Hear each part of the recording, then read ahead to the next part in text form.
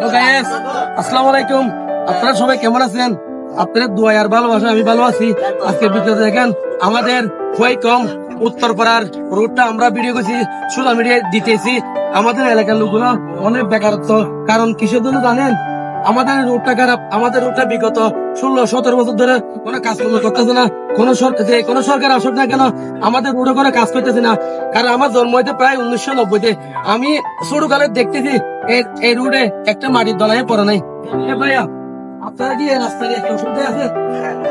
অসুবিধা আছে?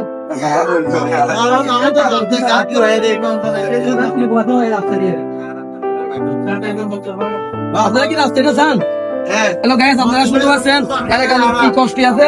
দেখেন এদিক দিয়ে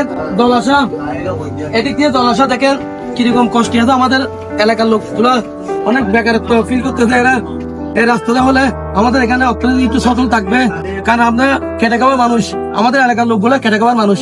তা আমরা সবাই চাই এই রুটটা যেন হয়ে যাক।